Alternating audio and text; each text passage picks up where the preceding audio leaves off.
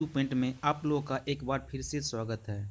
आज मैं आप लोगों के लिए साप्ताहिक करेंट अफेयर्स जो कि 1 से लेके 8 जनवरी तक इसमें मेंशन होगा, जो कि आने वाले बैंकिंग, एसएससी, रेलवे और भी अदर कॉम्पिटिटिव एग्जामों के लिए बहुत ही महत्वपूर्ण होगा।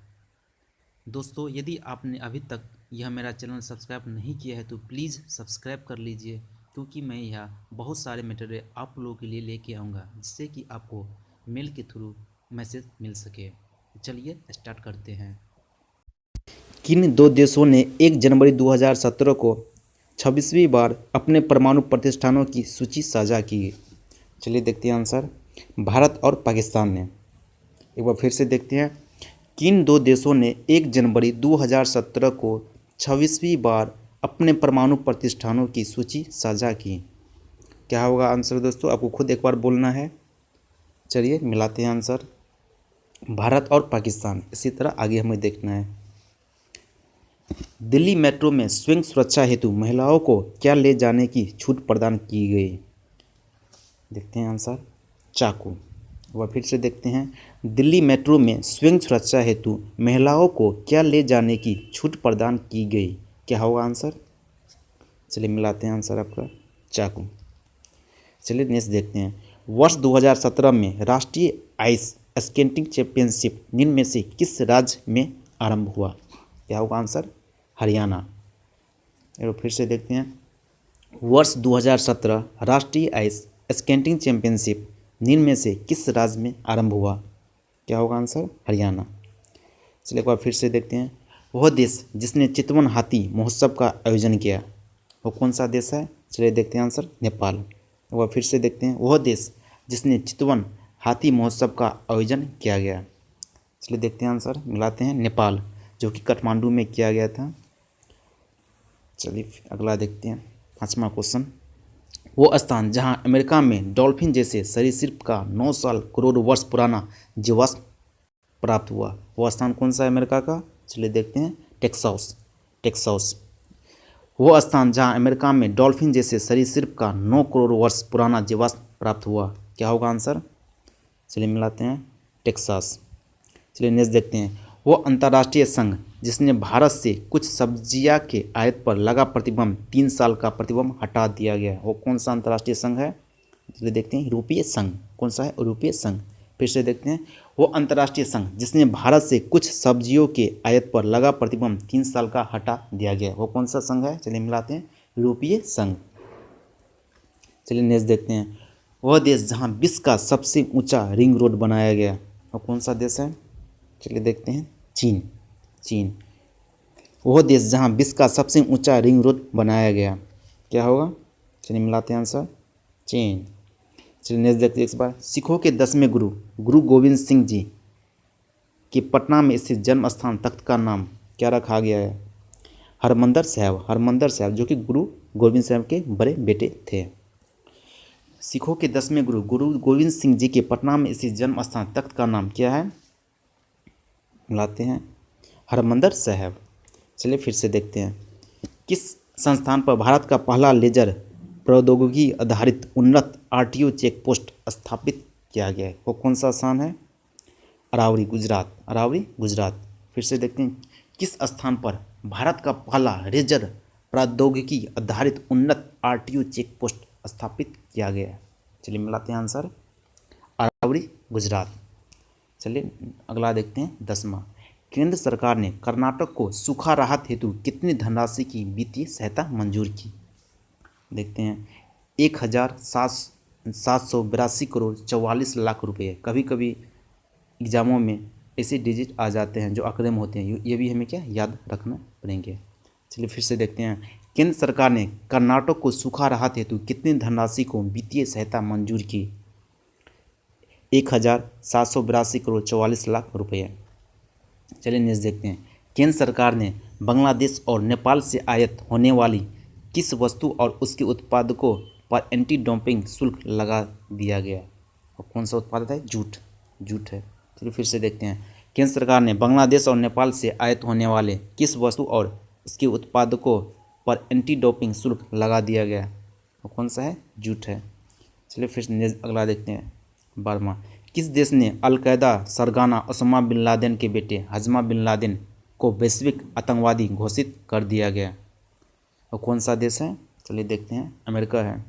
फिर से देखते हैं, किस देश ने अलकायदा सरगना ओसामा बिन लादेन के बेटे हजमा बिन लादेन को वैश्विक आतंकवादी घोषित कर दिया गया? क्या है? चलिए मिलाते हैं, कौन सा देश है? अमेरिका है। चलिए अगला देखते हैं, द्वीप पर्यटन महोत्सव 2017 अंडमान निकोबार द्वीप समूह में किस स्थान पर आयोजित किया गया? और स्थान कौन सा है? पोर्ट ब्लेयर है। चलिए फिर से देखते हैं, द्वीप पर्यटन महोत्सव 2017 अंडमान निकोबार द्वीप समूह में किस स्थान पर आयोजित किया गया? क्या? Port Blair. चलिए फिर से देखते हैं, किस राज्य सरकार ने NTR आरोग्य रक्षा योजना की शुरुआत की? और कौन सा राज्य है? चलिए देखते हैं आंसर, आंध्र प्रदेश सरकार ने। फिर से देखते हो, किस राज्य सरकार ने NTR आरोग्य रक्षा योजना की शुरुआत की? किस राज्य की सरकार ने? आंध्र प्रदेश की सरकारों ने।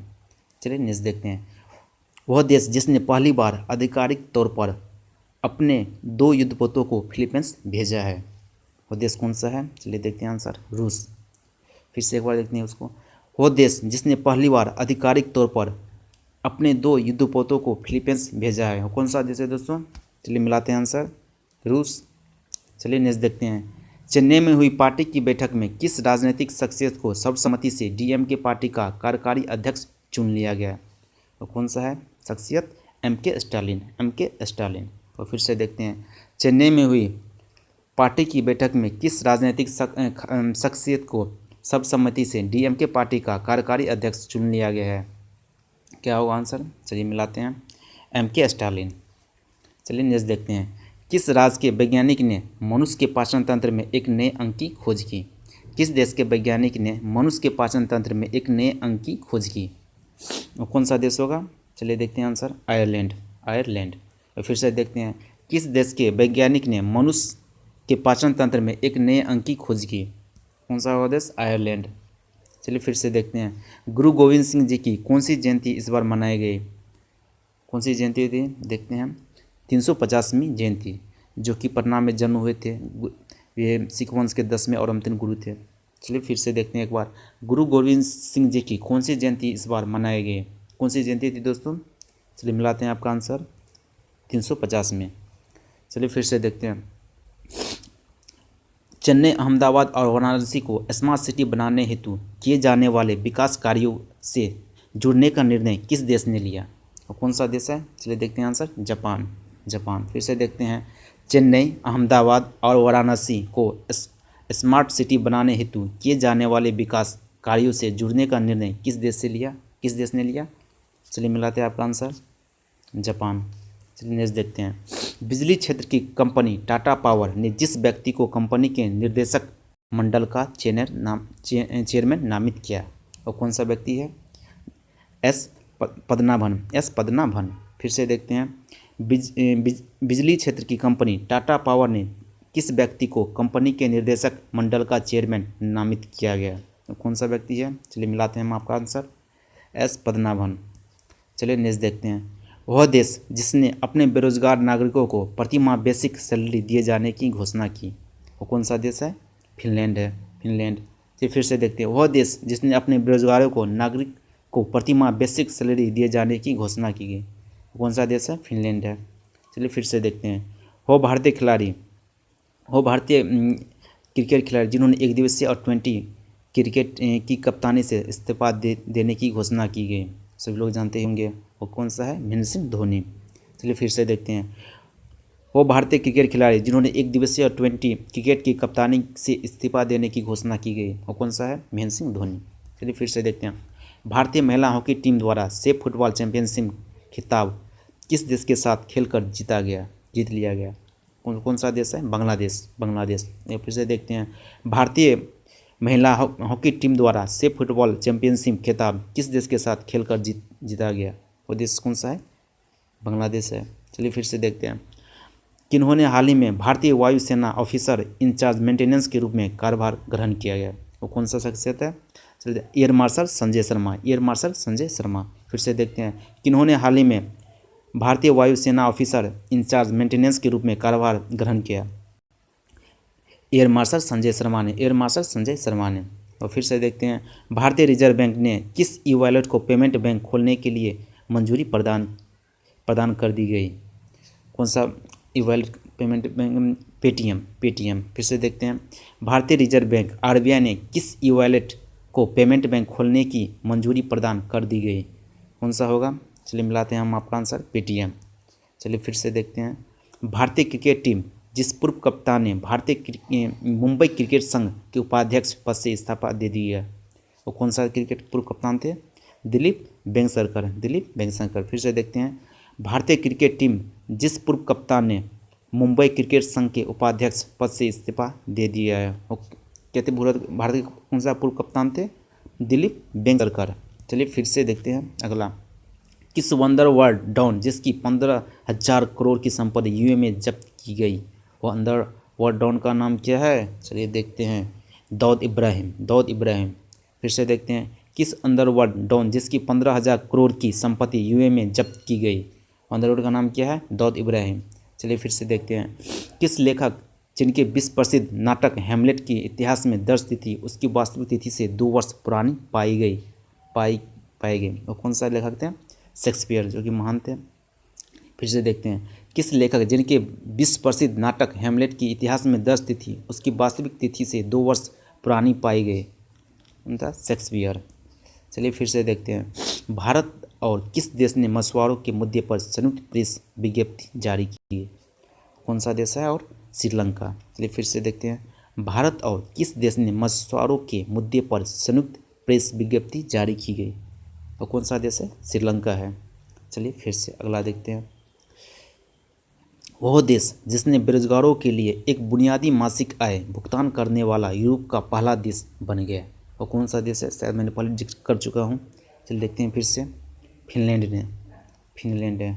चलिए अगला देखते हैं, वायुसेना के उप प्रमुख पद पर हाल ही में किसे नियुक्त किया गया?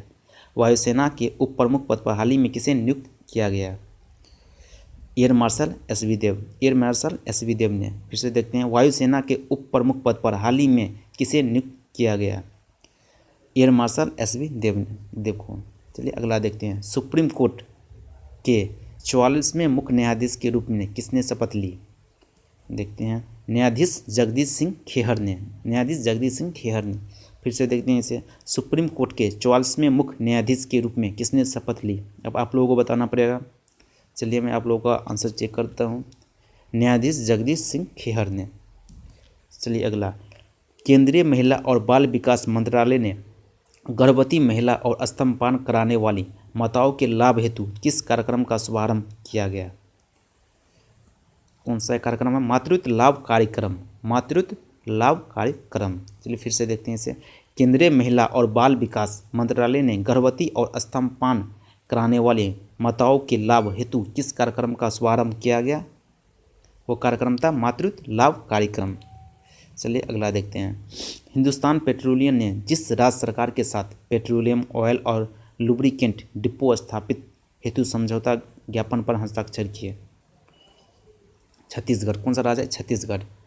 हिंदुस्तान पेट्रोलियम ने किस राज्य सरकार के साथ पेट्रोलियम ऑयल और लुब्रिकेंट डिपो स्थापना हेतु समझौता ज्ञापन पर हस्ताक्षर किए, और कौन सा राज्य है?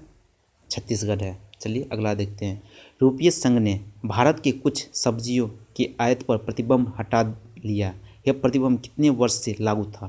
कितने वर्ष से लागू था? मैंने जिक्र कर चुका हूँ।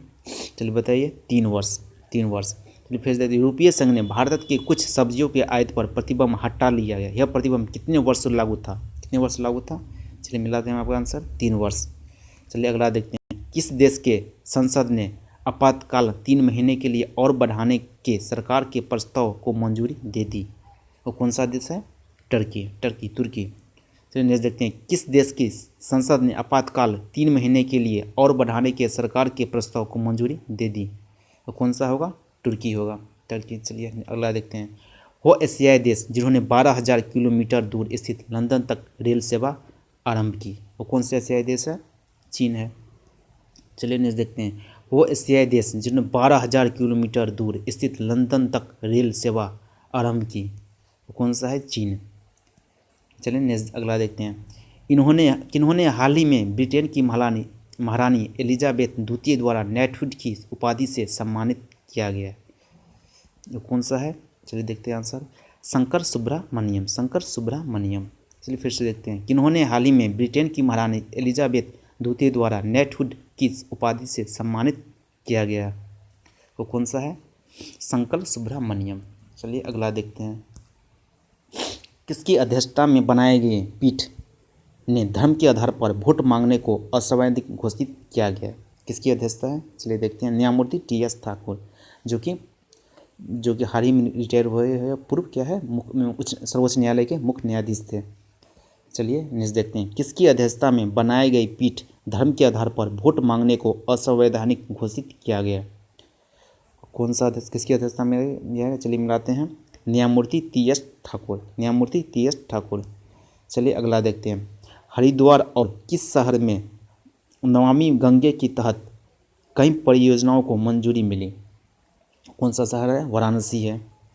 चलिए फिर से देखते हैं, हरिद्वार और किस शहर में नमामि गंगे के तहत कई परियोजनाओं को मंजूरी मिली? और कौन सा शहर है? ठीक, मिलाते हैं हम आपका आंसर, वाराणसी।